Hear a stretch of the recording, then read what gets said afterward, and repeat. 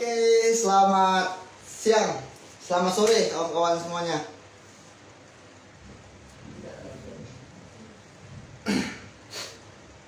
Tentunya jumpa lagi bersama kami Rumah Diskusi Pontianak di Sepok Podcast. Oke, kali ini kita sudah kedua kalinya podcast di live Instagram dan kita upload juga di YouTube ya. Pada hari ini kita special edition di Hari Pendidikan Nasional. Jadi di Hari Pendidikan Nasional ini ada sedikit pembahasan yang mungkin menjadi urgensi bagi pendidikan kita.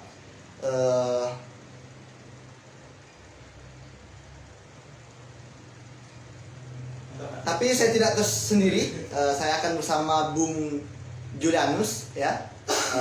Kita masih menunggu Bung Julianus, semoga saja dia cepat selesai ya siap-siapnya, jadi bisa bergabung bersama kita. Oke, silakan Bung Julianus. Oke. Dengan susah ya, panas. Oke, sudah bersama saya tentunya Bung Julianus. Bung Julianus, apa kabarnya Bung Julianus? Baik. Baik ya. Oh ini kayaknya backgroundnya ini lepas, tunggu dulu ya. Aduh. Karena kurangnya koordinasi tadi. Oke, diperbaiki dulu. Oke.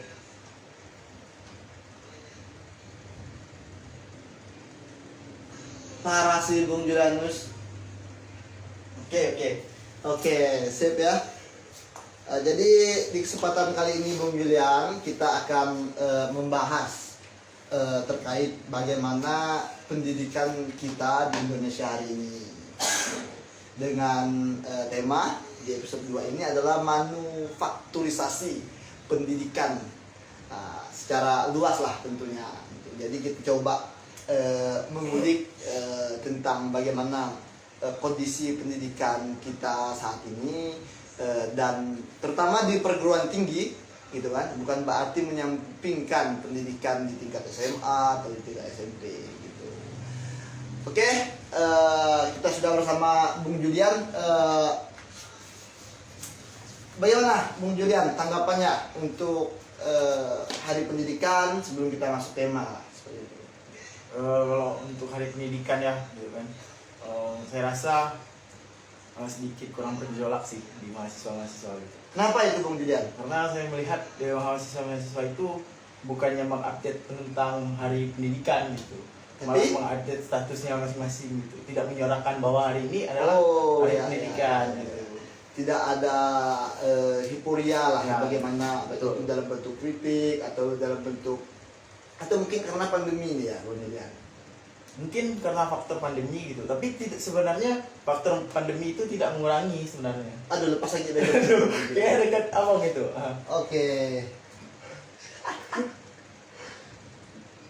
Oke, lanjut. Sana Bung Julian. Sebenarnya tidak mengurangi faktor untuk memeriahkan gitu kan, walaupun dalam segi status WA itu adalah hal yang harus sebenarnya, karena ya itu yang bisa dilakukan maksimal gitu untuk masa pandemi ini. Jadi sebenarnya ya ini kan sebuah setiap tahunnya lah gitu kita memperingati Hari Pendidikan, seperti halnya juga Hari Buruh kemarin gitu. Bagaimana kita merefleksikan pendidikan kita sekarang yang ada di Indonesia seperti itu. Ya. Jadi masuk ke tema kita nih Bung Julian gitu. Ya, kita melihat konteks hari ini. Ya, bagaimana pendidikan itu dalam artian nampaknya semakin tidak menunjukkan tidak menunjukkan keberpihakannya lah, dalam artian intelektualisme di dalam pendidikan itu tidak tumbuh gitu, hanya sebagai wadah untuk saling tukar informasi saja gitu, tidak dalam bentuk bagaimana pendidikan hari ini mampu memberikan gitu kan, dan memberikan dan menumbuhkan semangat berpikir, hanya sekedar pengajar dan orang yang diajar kayak gitu, hanya sekedar bertukar informasi. Saya menurut Bung Juan bagaimana?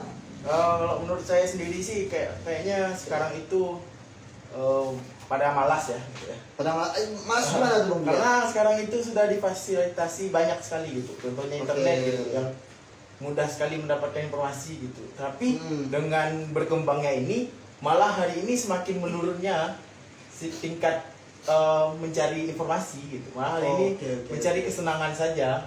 Oke, di dalam jadi pendidikannya internet. hanya ibaratnya ya bentuk hanya meluangkan waktu saya kali ya untuk Ya. menghabiskan masa muda, ataupun hanya sekedar untuk ingin tahu saja, atau bagaimana menurut Bung Juan?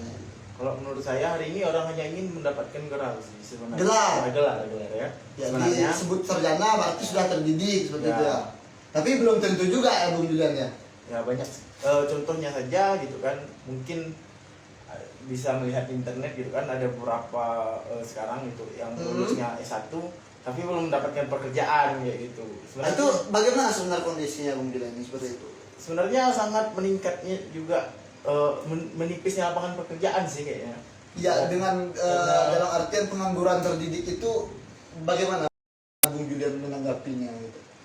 Ya, kalau saya menanggapinya mungkin karena kurangnya sifat kritis tadi ya, tidak bisa menimbulkan Ya. hal-hal baru gitu, Ya. sehingga tidak dapat menimbulkan lowongan pekerjaan yang baru gitu. Itu apakah memang dari faktor mahasiswanya sendiri ada faktor lain seperti yang kita bahas hari ini? Kayaknya sistem pendidikannya juga gitu kan. Iya, sistem Dengan pendidikan yang mata- tidak mengarah kepada bagaimana merubah pola pikir mahasiswa gitu ya. Ya, betul. Ya, kalau saya pribadi menanggapi di Hari Pendidikan Nasional ini, ini. Aduh, kayaknya Aduh. kita nih harus kekurangan dana kayak kita nih. Gimana nih Bung Julian? Ini nih buat ditempel. Coba ditahan dulu. Ditahan dulu ya. Tahan. Tahan. Maksudnya. Oke. Ada lagi. Mana lagi? Ya mungkin ada sedikit gangguan teknis ya pada kawan-kawan, jadi tunggu sebentar ya kita. Di sana, iya, dicek. Ya saya rasa sudah cukup Pak.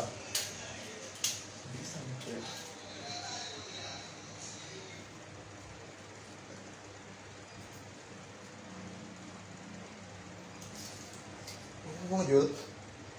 Oke, sekali lagi gangguan teknis, tadi ada beberapa gambaran dari kita gitu kan, mungkin dia adalah mantan Presma IKIP PGRI Pontianak gitu kan, selagi aktivis kampus lah gitu secara kecilnya gitu kan. Oke, kembali Bang Ansor. Nah, ini dia aktivis kita gitu. Bagaimana? Ya, kalau saya pribadi lah ya, menanggapi bagaimana kondisi pendidikan kita sekarang, nampaknya memang mahasiswa ini kayak gitu kan, secara sistem itu tidak diarahkan untuk bagaimana menunjukkan pola pikir yang mandiri kayak gitu, kemandirian akademis dan kemandirian intelektual gitu. Sehingga mahasiswa hanya dijadikan sebagai objek yang menerima informasi saja yang saya bilang tadi gitu.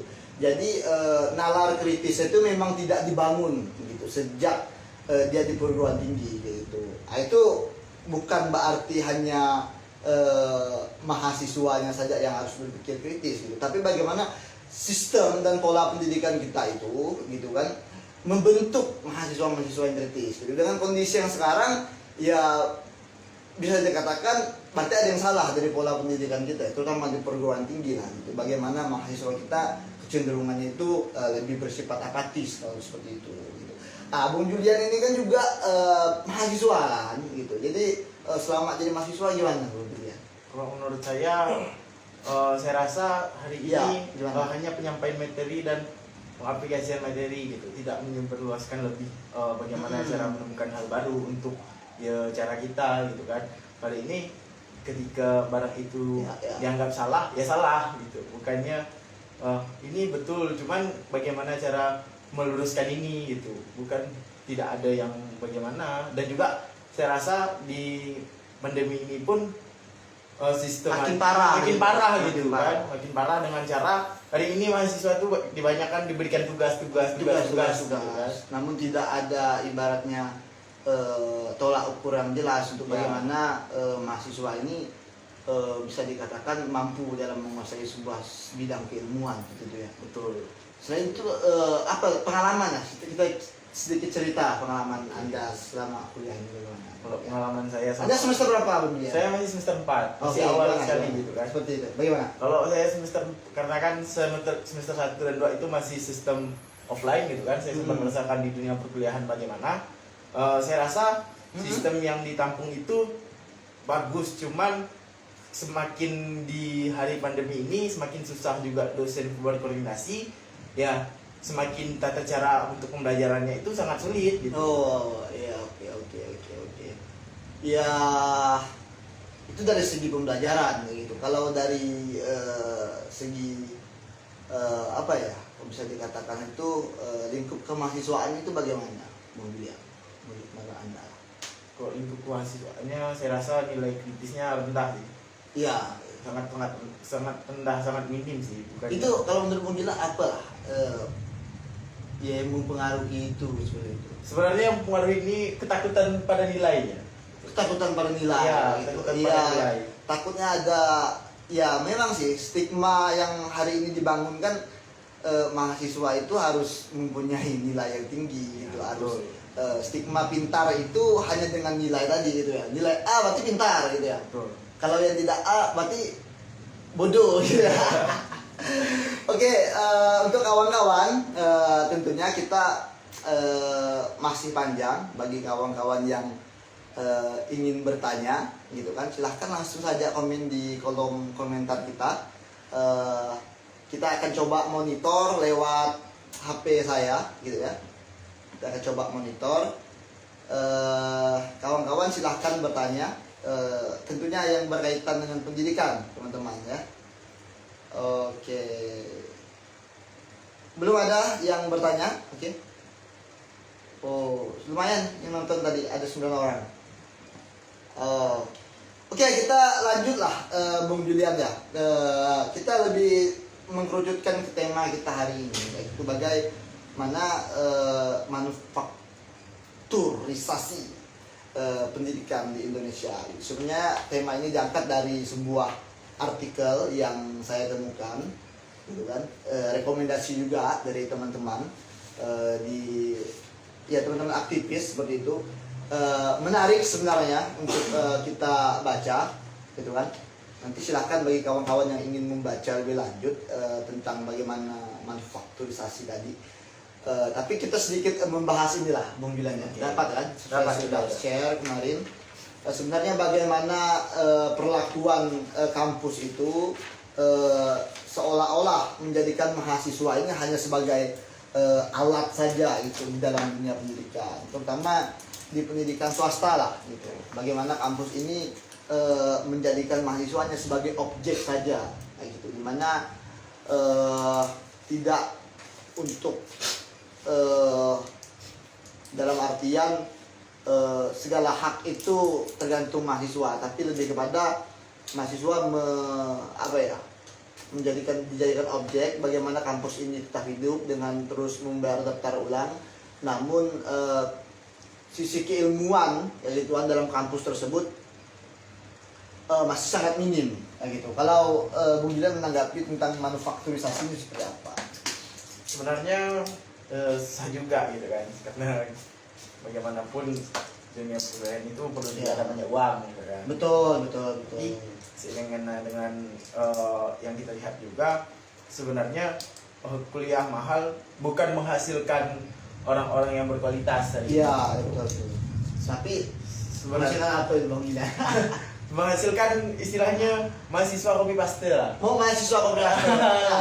Mahasiswa copy paste. Detailnya itu seperti apa mahasiswa? Apakah tugas yang koperasi atau gimana Bung Gilang? Pemikirannya copy paste gitu. Tak ada yang menimbulkan suatu hal yang harus kepada bercabang lah gitu. Hari ini kan hanya mengarah, kalau kampus itu mengarah pada akademis yang pada hari ini mengarah pada satu jalur gitu. Untuk ya hari ini S1.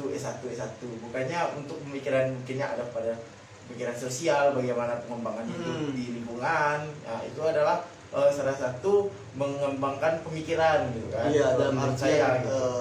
ya kaku lah Ya, pendidikan hanya hari ini. ya benar karena hanya satu tujuan tadi gitu. Bukan Oke. mengembang banyak tujuan. Tapi hanya mentok pada satu itu saja. Ya, gitu. betul. Tapi itu sebenarnya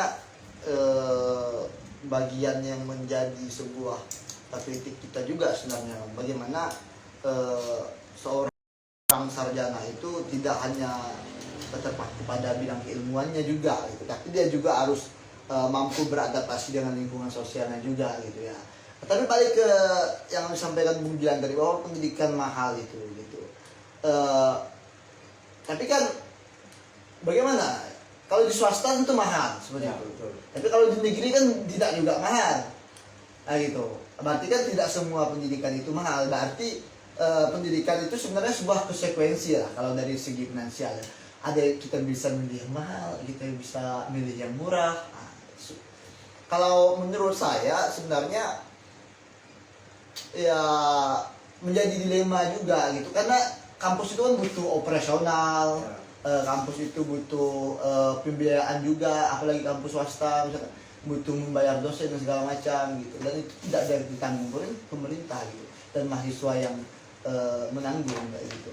Selama Bung Julian berkuliah ini berapa bayar kuliahnya? Saya selama 1 semester itu sekitar 4 juta lebih gitu. 4 juta. 4 juta. Itu mahal nggak Bung Julian? Menurut saya kalau swasta ya lumayan. Lumayan mahal ya? Lumayan ya murah juga enggak, mahal juga enggak gitu kan. Yang layak itu seperti apa sih Bung Julian biaya kuliah itu? Kalau biaya kuliah itu sebenarnya kita tuh harus sebenarnya kan karena mungkin tidak ada perincian gitu kan. Jadi pertanyaannya gitu, kalau sesuai dengan perincian dan tertata rapi administrasinya, ya saya saya menurut itu ya benar gitu. Tapi hari ini menurut saya itu tidak ada perinciannya, jadi saya agak rasa janggal gitu. Kenapa bisa dapat angka 4 gitu? Istilahnya. Kalau yang standarnya ya ada rinciannya gitu, biar mahasiswa juga dapat melihat dan mahasiswa merasa tidak dirugikan dengan hal itu.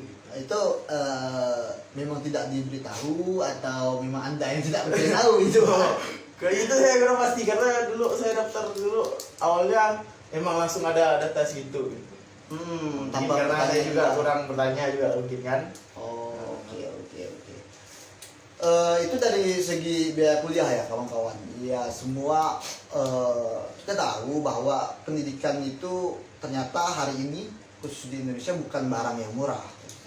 Tidak semua orang bisa merasakan pendidikan lah, banyak dari teman-teman kita gitu kan yang hari ini kita bisa disebut sebagai kayak Bung Julian ya, bisa disebut sebagai orang yang beruntung hari ini yang bisa menikmati pendidikan gitu.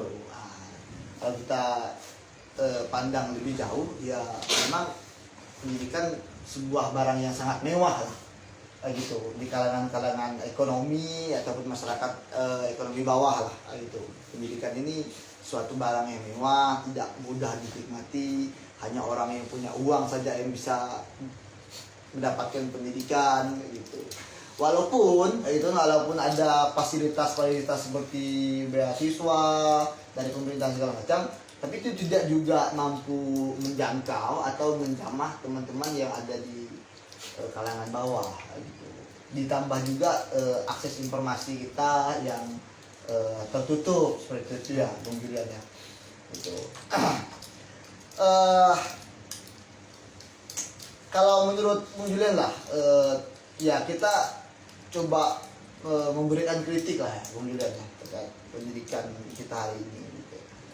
Ya dari sistem memang kita ada sedikit kekakuan lah, dalam artian sistem pendidikan kita yang kaku, terus dari terkait pendidikan yang mahal itu juga ya, terus juga kita coba tarik ke bagaimana hari ini nalar kritis mahasiswa yang bisa kita katakan hari ini dikendalikan atau dikotomi lah oleh kampusnya itu, dalam artian di penjara seperti itu. Itu menurut Bung Julian seperti apa lah dengan kondisi kita yang sekarang gitu? Kalau kembali pada yang Bang Sur bilang tadi, yang dikandangi sistem kritisnya gitu kan, Menurut saya itu tidak akan memajukan suatu lingkup kampus gitu, karena Iya. hari ini membatas kritis saja udah dibatasi gitu. Iya, Apalagi untuk bertindak gitu kan. Betul. Bagaimana hari ini pemikiran-pemikiran yang baru yang dapat menimbulkan hal yang baik untuk kampus dicegat gitu, karena Seperti ada ketakutan, seperti ada ketakutan yang memang ya menjadi apa ya, paranoid lah bagi kampus gitu, ketika ada mahasiswa yang bisa berpikir out ataupun bisa berpikir jauh di luar dari perkuliahannya gitu kan, itu seperti tidak diberi ruang lah gitu. Ada ancaman, ada intimidasi dan segala macam seperti itu ya belumnya. Ya baru-baru ini ya, belum lama, bulan lalu ya kita sempat diramaikan juga dunia pendidikan kita, ada teman-teman mahasiswa yang mengkritik kampus gitu kan, lalu di DO lah gitu, salah satu universitas, dan sampai hari ini kita masih belum dapat kabar dan terang yang jelas kayak gitu kan. Dan terkait pendeoan mahasiswa ini bagaimana lah Bung Julian menanggapi, bagaimana kampus itu coba ibaratnya ya saya katakan memotong lidah kritis lah ya, memotong suara-suara kritis itu, membungkam suara-suara kritis itu dengan mahasiswa ini diancam gitu, bahkan ada sampai di DO dan segala macam. Itu seperti apa Bung Julian? Bagaimana mahasiswa yang kritis lah gitu, seperti itu. Kalau menurut saya itu sudah gimana ya, mencederai hak mahasiswa gitu. Ya, melanggar etika akademis ya, lah, benar. seperti itu ya. Karena kan itu mengkritik itu tidak salah gitu. Tidak salah. Karena menurut saya kembali lagi pada konsekuensi yang pertama, kritis itu bisa menimbulkan hal baru, tapi bagaimana orang-orang menanggapinya. Kalau sampai di DO, menurut saya itu salah, sangat saya sangat sayangkan sekali gitu. Ya, Kalau menurut Bang Ansar sendiri gimana? Ya kalau menurut saya, ya saya baca juga artikel ini gitu kan. Sedikit banyaknya memang membahas tentang bagaimana nalar kritis mahasiswa yang dibungkam tadi dengan cara di DO gitu ya. Salah satunya itu di Universitas Hasanuddin Unhas Makassar gitu. Bagaimana teman-teman yang hari itu mengkritik, pada masa itu mengkritik kampus gitu kan, ada ketakutan dari pihak pihak bisa dikatakan rektorat lah sebenarnya, ada ketakutan. Lalu beberapa mahasiswa itu di DO seperti itu ya, dengan ya mungkin terlalu berbahaya lah gitu, mungkin terlalu tajam kritiknya mungkin ya itu. Namun sebenarnya hal-hal tersebut gitu kan sudah banyak pembelajaran lah bagi kita ya.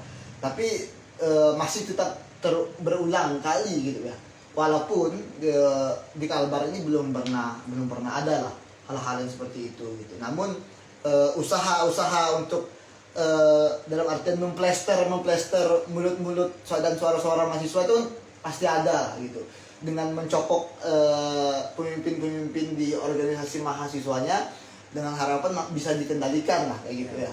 Kalau dengan kondisi yang sekarang kita balik lagi, ya bisa jadi ada gitu kan oknum yang seperti itu gitu, sehingga kritis ataupun kritisasi terhadap kampus itu memang sejauh ini minim sih, walaupun di tengah kondisi yang sekarang kita serba kesusahan, sistem pendidikan yang tidak begitu baik, namun tidak ada ternyata suara-suara protes lah dari teman-teman mahasiswa gitu. Apakah Bung Julianus lah yang masih baru, apakah memang mahasiswa ini terlalu nyaman dengan kondisi sekarang atau seperti apa Bung Julian? Saya rasa ya terlalu nyaman kembali tadi, yang mudah mendapatkan informasi gitu kan, ya bodoh amat lah gitu. Tapi seharusnya media sekarang bisa ya dimanfaatkan untuk hal-hal yang baik tapi gitu Pak. Ya betul. Sebenarnya banyak sekali yang memanfaatkan hal-hal baik gitu kan, dengan menyuarakan dalam media sosial gitu kan, mahasiswa yang hari ini masih berkecimpung dan menanggapi hal-hal yang sekecil apapun dan menjadikan hal itu rasa ini kekurangan dari kampus kita gitu. Tapi ada juga yang hari ini berpikir bahwa ya saya hari ini di kampus untuk kuliah, untuk apa saya peduli dengan hal ini. Tapi kan sedikit banyak itu merugikan ya. Apakah kawan-kawan mahasiswa hari ini tidak merasa dirugikan, atau mungkin saluran untuk menyampaikan aspirasi itu tidak ada, atau bagaimana Bung Yudan sebenarnya? Sebenarnya sasaran untuk aspirasi itu yang agak kesulitan mau kemana sebenarnya. Untuk kita menyampaikan ke dosen pun, dosen kadang ya tanggapan secukupnya gitu kan. Karena kan lingkup kampus itu luas gitu. Ya, betul. Untuk mengubah skala kampus itu kan tidak bisa dengan hanya 1-2 dosen gitu. Ada semuanya mungkin gitu kan. Ya, betul. Dan tanggapan dan kebijakan pun diambil secara demokrasi di dalam itu. Ya, Mungkin betul. hari ini kita juga bingung mana kita mengadakan, kita hari ini mengkritik gitu kan. Jika barang ini ditahan juga ya ada gimana ya, ada istilahnya dalam diri kita sendiri ada ketakutan gitu. Jadi gitu memang juga. masih ada permasalahan yang Ya. sebenarnya masih belum selesai lah gitu. Berarti kan ini menjadi sebuah catatan yang sangat penting bagi teman-teman mahasiswa, terutama di dunia keorganisasian lah.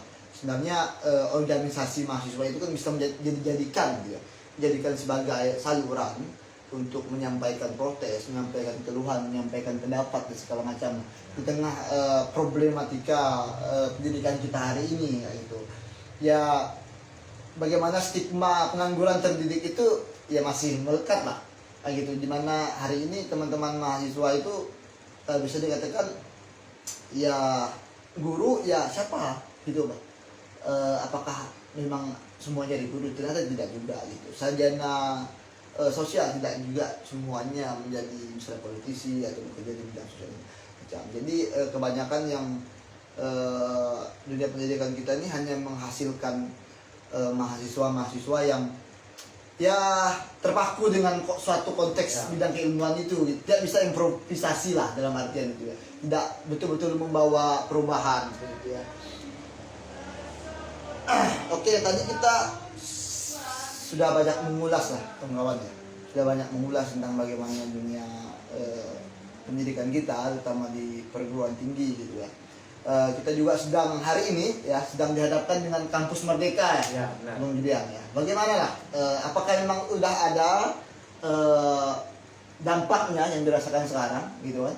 Atau bagaimana Bung Julian? Sebenarnya kalau menurut saya dampaknya sih belum terlalu, karena mungkin pandemi ini ya masih baru juga masih programnya. sistematisnya juga belum diketahui banyak mahasiswa gitu kan. Apakah ada sosialisasi atau memberikan pemahaman tentang sistem kampus merdeka di lingkup kampus? Kalau saya rasa yang lebih intensif belum ada. Belum ada. Ya, yang memahami benar-benar bagaimana sistematisnya ini kampus merdeka itu, perjalanannya kampus merdeka itu bagaimana, itu belum ada yang secara pure gitu. Belum secara ya secara konkret lah Ya, gitu. Tapi memang sebenarnya harus ada ya kawan-kawan ya. Bagaimana hari ini kita memahami apa yang kita sedang jalani gitu ya. Jangan sampai pula kita tidak paham dengan pola pendidikan kita gitu. Kita hanya sekedar mengikuti arus saja gitu ya.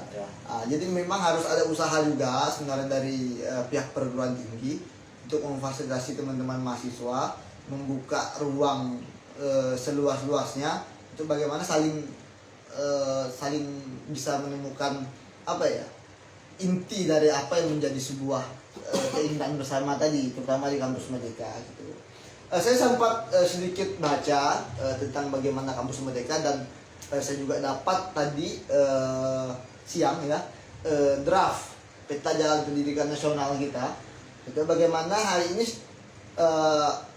pendidikan kita gitu kan, dalam artian itu menjual lah ya, menjual mahasiswanya itu saya katakan ke perusahaan-perusahaan gitu. Jadi modelnya itu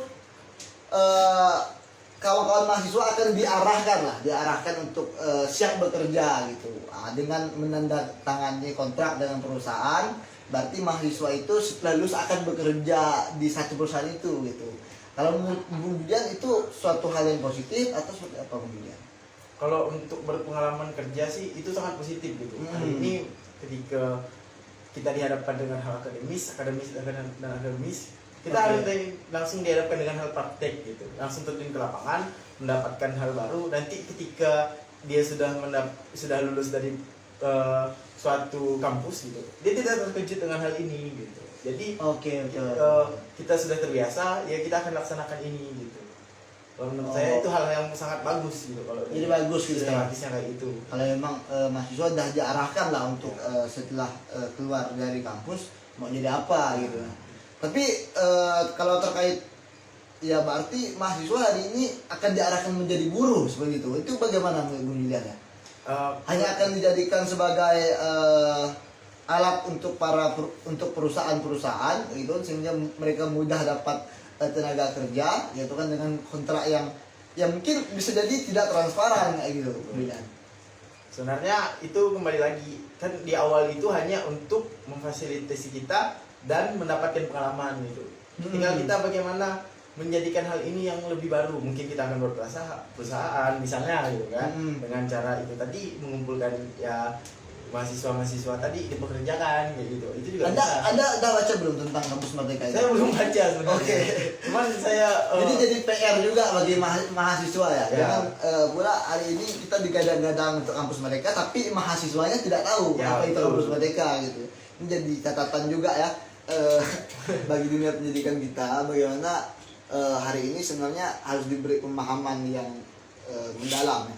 Kampus Merdeka ini kan sudah hampir 1 tahun lah terus digadang-gadang oleh pemerintah gitu kan untuk diterapkan di perguruan tinggi walaupun pada masa sekarang memang di tataran sosialisasi ya gitu ya.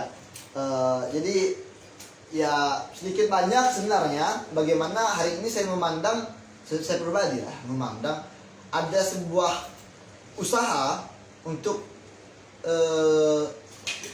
apa ya industrialisasi kampus lah gitu. Jadi dalam artian hari ini mahasiswa hanya akan diarahkan untuk bekerja di perusahaan saja gitu, tidak betul-betul mampu secara mandiri lah untuk menentukan nasib. Jadi mahasiswa ini ya, nanti akan di sini gitu. Anda akan bekerja di sini karena kita udah kontrak dengan satu perusahaan kayak gitu. Misalnya dari 1000 mahasiswa itu bisa buat kontrak dengan 2-3 perusahaan, setelah lulus mereka akan bekerja di situ kayak gitu ya. Jadi PR-nya berarti ya bagi teman-teman mahasiswa hari ini bagaimana kawan-kawan memahami secara komprehensif tentunya bagaimana kampus Merdeka yang sedang digadang-gadang oleh pemerintah seperti itu ya. Oke. Ada lagi penjelasan mungkin yang bisa kita ya sampaikan lah untuk teman-teman menyambut Hari Pendidikan ini. Mungkin teman-teman mau bertanya lah, mungkin dipersilakan di kolom komentar gitu kan. Belum ada sih, belum ada yang bertanya ada tadi itu. Belum ada yang bertanya, walaupun ada beberapa yang bergabung ya. Oke. Sudah panjang kita ngobrol-ngobrol santai ya dengan Bung Julian ya. Jadi bagi kawan-kawan yang belum tahu, Bung Julian ini salah satu pegiat rumah diskusi gitu kan yang akunnya kita pakai sekarang gitu ya. Dan saya sedang menggarap podcastnya gitu kan. Jadi kita akan hadir selalu di ruang publik tentunya untuk mengisi ruang-ruang publik yang penuh dengan ibaratnya basa-basi media sosial, namun kita coba isi dengan suatu ya walaupun tidak terlalu berbobot gitu, minimal ada pembicaraan yang ibaratnya mempunyai ya setidaknya jadi pembelajaran bagi kita gitu ya Bung Julian ya. Ini terus kita gadang-gadang lah podcast ini ya, terus berlanjut ya Bung Julian. Mungkin nanti ada part 3-nya mungkin. Ada part 3. Semoga saja bisa terus sampai ya nanti kita punya landasan-landasan sehingga barang ini tidak hanya bercerita tentang kita berbicara saja, tapi kita punya suatu materi yang kita dapat lemparkan kepada kawan-kawan gitu. Dan kawan-kawan juga akan mendapatkan ilmunya gitu. Ya terkait ini kawan-kawan manufakturisasi pendidikan, jika kawan-kawan ingin baca nanti boleh kontak ya Bung Julian, WA atau DM atau DM di rumah diskusi ya. DM juga boleh, nanti kita bisa kirim PDF-nya untuk kawan-kawan sebagai referensi juga gitu, bagaimana kondisi pendidikan kita dan bagaimana seharusnya mahasiswa mempunyai pola pikir kayak gitu kan, tidak hanya mengikuti arus, betul ya. Jadi sebenarnya inti dari pembicaraan kita hari ini bagaimana mahasiswa gitu kan untuk sebenarnya lebih memahami lah bagaimana program yang hari ini gadang-gadang yaitu Kampus Merdeka kayak gitu kan. Karena banyak seperti contoh Bung Bilanda ya belum memahami secara keseluruhan bagaimana Kampus Merdeka. Jadi itu jadi PR kita ya. Tentunya kita mengucapkan selamat Hari Pendidikan Nasional. Tentunya kita tetap optimis bahwa pendidikan di Indonesia akan terus maju, dapat bersaing dengan pendidikan-pendidikan yang ada di negara-negara lain, tidak ketinggalan. Tentunya menghasilkan sumber daya manusia yang dapat menjadi tulang punggung bangsa kita, sehingga bangsa kita tetap menjadi bangsa yang menjunjung tinggi nilai-nilai intelektualisme itu ya. Ada yang ingin disampaikan lagi sebelum kita akhiri lah podcast kita pada hari ini? Mungkin untuk kali ini ya selamat Hari Pendidikan juga untuk khususnya tanggal 2 Mei kan 2021, dan semoga pendidikan Indonesia menjadi pendidikan yang komplit, menghasilkan generasi-generasi yang dapat berkembang dan bernilai jiwa kritis yang sangat tinggi gitu, untuk kemajuan kita ke depannya. Oke, tentunya kawan-kawan jangan lupa gitu kan untuk selalu pantengin media sosial Rumah Diskusi, karena kita akan insya Allah update terus podcastnya gitu kan. Jadi terima kasih untuk kawan-kawan yang sudah meluangkan waktunya untuk nonton live, dan jangan lupa nonton di YouTube kita Rumah Diskusi Pontianak. Wabillahi taufiq wal hidayah. Wassalamualaikum warahmatullahi wabarakatuh. Oke, selamat sore semuanya. Sip.